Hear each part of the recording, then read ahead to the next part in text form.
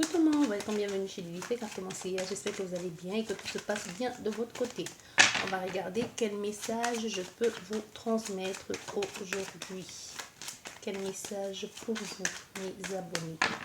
Allez, quel message? Quel message je peux vous transmettre? On nous parle déjà ici d'une complicité retrouvée, même si l'on se méfie de ce retour. On vous dit faites-vous confiance, hein. Faites-vous confiance. Il y a dû y avoir une infidélité ici qui vous êtes encore dans le doute. Une infidélité, vous êtes encore dans le doute. Et pour certaines personnes, c'est justement le fait de se sentir un peu comme... Vous avez l'impression que votre espace va être envahi pour cette personne. On nous parle surtout d'une infidélité. Et que vous vous dites, elle revient, est-ce que ça va le faire? Est-ce que je dois lui faire confiance ou pas? Mais on te dit, si tu as bien raison de te méfier, c'est quelque chose, c'est une relation, il va falloir parler longuement. Il va falloir travailler un peu sur la personne. Hein. Quand je dis travailler sur la personne, c'est lui dire des choses. Soit mettre des menaces à l'exécution. Les menaces, tu n'es pas obligé de rester là à l'attendre. Les menaces, c'est pas tout simplement dire, je vais te... Je sais pas moi. Tu peux tout simplement lui dire, cette fois-ci, je te laisse une dernière chance. Si ça ne marche pas, ne reviens plus. Ou alors, je veux plus entendre parler de toi. C'est dans cet ordre-là. C'est pas que tu vas lui menacer, que tu vas te faire mal. À quoi bon? Il y en a tellement qui ont besoin de toi, qui ne demandent qu'à t'aimer. On a fait ici à quelqu'un comme ça. Mais on nous parle d'une évolution. Vous allez vous élever ensemble. Il y a quelque chose qui peut être fait sur des bases solides. Mais ici, c'est encore une fois de plus, ça ne dépend que de toi. Tu vois, on a la croix. Beaucoup de souffrance ici par rapport à soit les amis autour, soit tout simplement la fidélité que tu as les doutes sur la fidélité de cette personne. Mais on peut avoir affaire à quelqu'un qui veut vraiment changer, qui a envie de changer. On a affaire à quelqu'un qui a compris aussi que la vie ne tient qu'à un fil. On peut avoir affaire à quelqu'un qui a vécu très récemment une perte qui lui a fait reprendre conscience aussi que la vie est très précieuse. On peut avoir affaire à quelqu'un qui a vécu quelque chose de compliqué, de difficile et qui s'est retrouvé tout seul dans une situation donnée ou qui a même vu un ami ou un collègue se retrouver tout seul et qui s'est dit, ben moi je ne veux pas terminer comme ça ou moi je ne veux pas vivre ça. Il a compris que même la personne qui est là dans les moments difficiles, qui a toujours été là, c'est elle là, c'est ça le vrai amour. Que quand tout va mal, elle est là, quand tout va bien, elle est là. Ici, on me dit qu'il y a quelqu'un qui a été, puisqu'elle revient, elle vous a quitté pour aller avec quelqu'un d'autre. Mais certainement, on a fait ici à quelqu'un qui a été soit malade, soit qui a vécu une période compliquée, soit qui a eu un licenciement, une perte, ou qui s'est retrouvé un peu comme en situation de précarité. Et la tierce un peu s'est barrée. Et aujourd'hui, elle a repris confiance en elle, elle s'est relevée, même s'il y a encore un peu de contrariétés passagères.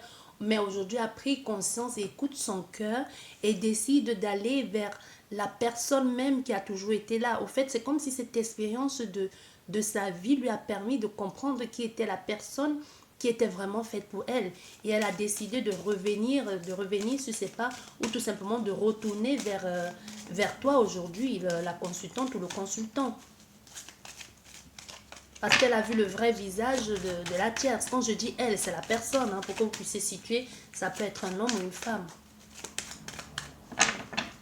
Donc aujourd'hui, peu à peu, cette personne se remet sur pied. Peu à peu, elle recommence à mettre des choses en place. Elle n'y est pas encore, mais elle est sortie du gouffre, au fait. Tu vois, elle est sortie de cette situation de précarité. Elle est en train de se reconstruire, de se lever, de mettre la stabilité en place et la sécurité.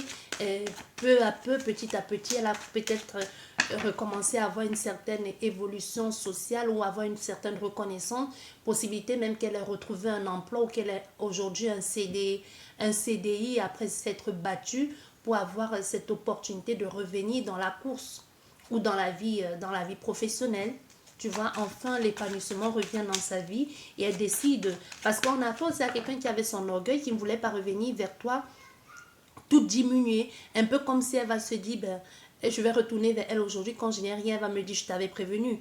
Autant rester ici dans sa galère et dans sa frustration, prendre le temps de réfléchir. Elle a bien fait parce que ça lui a permis de réfléchir et de comprendre quelle était la meilleure option, la meilleure personne pour elle. Et c'est quand elle a pris conscience et qu'elle a décidé de revenir. Mais comme je t'ai dit, malgré tout ça, il y a encore des petites contrariétés passagères. On voit bien ici, on a fait encore à cette personne qui est un peu comme sur la scénette ici, qui est un peu comme encore moins en mode d'instabilité, de flottement et qui peut être encore malade aussi. Ça peut être la maladie, moi je t'ai dit, je ressens la maladie. Soit c'est la maladie, soit c'est vraiment quelque chose de précaire aussi. Qui peut être encore un peu sur... qui peut être encore sur du fil. Ouais.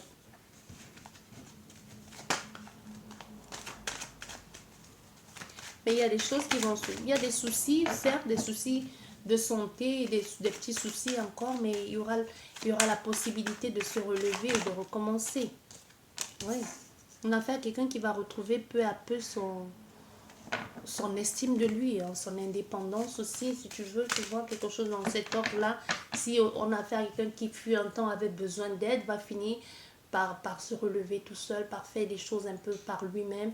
Mais il y a vraiment la chance ici de pouvoir revivre quelque chose de façon, une vie affective plutôt fiable et durable.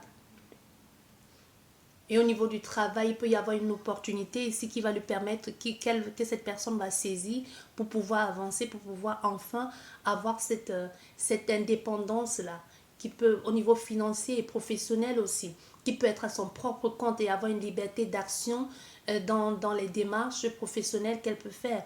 Et surtout aussi peut-être pour s'adapter au niveau de son état de santé actuel.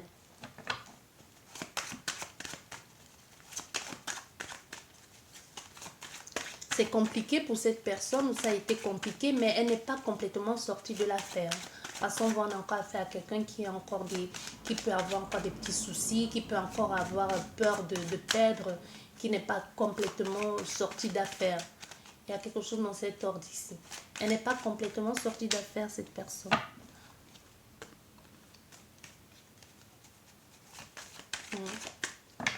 Parce qu'il y a certainement un mal-être ici aussi, même la honte. Et la honte aussi, le fait d'avoir basé sur la relation, sur la fausseté aussi, et aussi la maladie. Il y a quelque chose avec la maladie, peut-être au niveau professionnel, comme je t'ai dit, il y a dû y avoir quelque chose comme ça, non seulement au niveau professionnel, mais aussi qui a affecté sa vie, ou c'est vraiment sa vie affective qui a affecté sa vie professionnelle. Quoi qu'il en soit, on a fait ici à quelqu'un qui a été malade et qui l'est encore, et qui s'est fait jeter à la peut-être première hospitalisation, ou quand elle ne pouvait plus rien faire, la tierce c'est parti. Oui. Aujourd'hui, elle va mieux, elle va de mieux en mieux, elle reprend le goût à la vie, elle se sent bien aujourd'hui, elle est heureuse maintenant, les choses vont mieux. Elle décide de faire des choses pour elle aujourd'hui et surtout arrêter le superflu, tout ce qui est superficiel aujourd'hui. Elle décide de faire des choses agréables dans une bonne ambiance, surtout de façon sereine aussi. Et de façon sincère et loyale aussi, hein, ça il faut le préciser. Oui.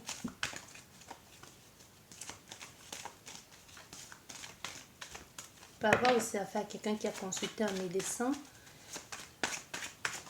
pour pouvoir avoir cette opportunité de se relever, ou cette occasion de se relever.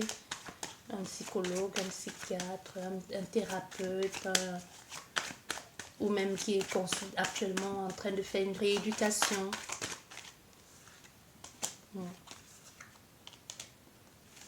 Et les choses vont de mieux en mieux pour elle. Même si financièrement, elle a perdu beaucoup d'argent. Même si financièrement, les chiffres, ils sont passés. Hein. Mais aujourd'hui, aujourd'hui, on a affaire à quelqu'un qui se sent plus vrai, au fait. Qui se rapproche le plus de sa vraie nature. Même si les choses ne peuvent plus être comme avant, on a affaire ici à quelqu'un qui se rend compte, ou qui prend conscience de la vraie nature des choses. Qui se rapproche plus de la vie, de la valeur de la vie. Donc, fini le superflu, les trucs superficiels et tout ça. Au fait, je pense ici qu'on a affaire, si la guidance te parle, on est ici dans l'état d'esprit de cette personne. Parce qu'on voit, il y a une proposition de réconciliation. Et toi qui regardes la vidéo, ou vice-versa, n'oublions pas, les énergies sont complètement interchangeables. On a affaire à quelqu'un qui est dans le doute et qui se demande, ben, qu'est-ce qui me prouve qu'elle a changé? Qu'est-ce qui me prouve que je ne vais plus retomber dans cette infidélité, dans ce mensonge? Mais on voit ici quelqu'un qui a vraiment pris conscience. Un peu comme si elle renaissait à nouveau. Elle reprend goût à la vie. Tu vois, on a fait quelqu'un qui s'est à la limite, qui s'est diminué, hein, qui est sorti de cette impasse, qui s'est diminué. C'est fini le tombeur. Même si de temps en temps, il aimerait bien revenir à cette ancienne vie de tombeur là. On a fait quelqu'un qui doit réapprendre. On a fait quelqu'un aujourd'hui qui est un peu comme devenu comme un enfant, qui doit apprendre même à faire des certains gestes par lui-même. Moi, je te dis, il y a une rééducation. Il y a quelqu'un qui doit apprendre à refaire certaines choses. Tu vois, elle doit apprendre à refaire certains gestes, certains mouvements qui peut encore être un peu saccadé, un peu désordonné dans sa façon de faire. Parce que justement, pourquoi? Parce qu'elle apprend. Tu vois, parce qu'elle est encore en train d'apprendre. On a quelqu'un qui est encore dans le... un peu comme un peu instable ici, hein. Mais ce n'est plus dans l'instabilité de collectionneur. On a fait quelqu'un comme s'il a perdu sa maturité. Comme si l'expérience qu'il avait acquis est partie. Un peu comme s'il a eu un accident. Il y a une rééducation à faire dans un cadre bien précis. Un peu comme si on va devoir le canaliser. Canaliser ses énergies pour pouvoir coordonner ses mouvements. Un peu comme si ses mouvements étaient saccadés. Je vois un peu quelqu'un qui est un peu comme une marionnette. Comme un robot qui part dans tous les sens. Tu vois, comme un robot quand il y a un bouton qui pète, il va dans tous les sens, il tombe, tourne, bref. Juste parce qu'il ne sait pas le faire, il ne sait plus le faire.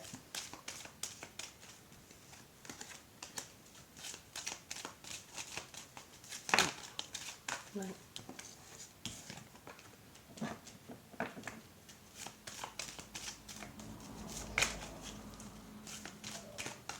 Mais on a affaire à quelqu'un qui ne veut pas dire la vérité, hein, qui veut toujours faire comme si tout allait bien. Mais il y a un changement, c'est ça qui est le plus important. Il y a un changement positif ici. Ça a permis de comprendre.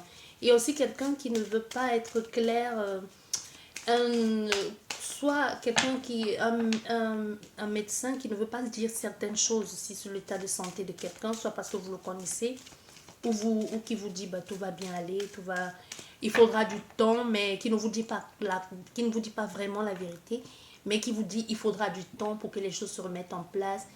C'est un mensonge, mais en même temps c'est un bon mensonge dans l'encouragement. Mais on voit il y aura une transformation, il y aura un changement, mais ce n'est plus la même personne. Je ne sais pas si tu comprends, ce n'est plus la même personne. Peut-être ici il y a eu une amputation, ou tout simplement il y a un handicap qu'il va falloir que tu réapprennes à vivre avec.